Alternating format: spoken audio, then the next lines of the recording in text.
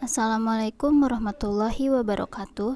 Nama saya Windy Astuti dari Program Studi Pendidikan Geografi semester 2. Pada mata kuliah Sosiologi, saya ingin mempresentasikan tentang perubahan sosial. Nah, di sini ada pengertian perubahan sosial secara umum dan pengertian perubahan sosial menurut para ahli. Secara umum, perubahan sosial adalah perubahan yang menekankan pada aspek kultural atau budaya serta aspek struktural dan dampaknya terasa pada kehidupan sosial.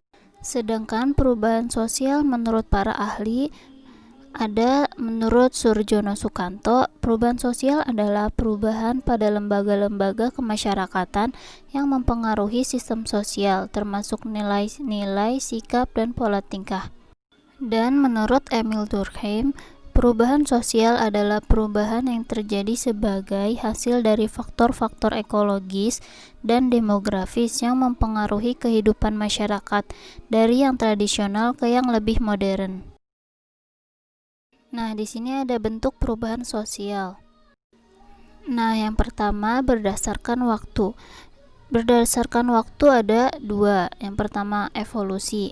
Evolusi adalah perubahan sosial yang terjadi secara lambat dan membutuhkan waktu yang cukup lama dan tidak direncanakan oleh setiap masyarakat. Contohnya, penggunaan minyak tanah pada zaman dahulu menjadi penggunaan gas pada zaman sekarang. Perubahan tersebut dipengaruhi oleh faktor kurangnya hubungan antar masyarakat, ilmu pengetahuan yang terlambat, dan sikap masyarakat yang tradisional. Nah, selanjutnya ada perubahan revolusi. Perubahan revolusi adalah perubahan sosial yang terjadi secara cepat dan membutuhkan waktu yang relatif sebentar. Biasanya ada yang memimpin. Contohnya, pembangunan jalan tol. Dan revolusi politik di Prancis tahun 1789 sampai 1799, di mana perlawanan ini dari rakyat Prancis terhadap Raja Louis XIV yang dipimpin oleh Napoleon Bonaparte. Bentuk perubahan sosial selanjutnya adalah berdasarkan intensitas. Yang pertama adalah perubahan kecil. Perubahan ini tidak terlalu dirasakan oleh masyarakat banyak. Contohnya, perubahan model rambut atau model pakaian seseorang. Kemudian ada perubahan besar yang dampaknya sangat dirasakan oleh masyarakat sampai saat ini. Contohnya, penemuan mesin cetak.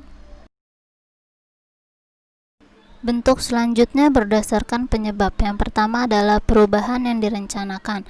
Perubahan yang direncanakan memiliki tujuan tertentu atau pembangunan sosial. Contohnya, PSBB untuk mengurangi angka orang yang terinfeksi COVID-19 pada saat ini.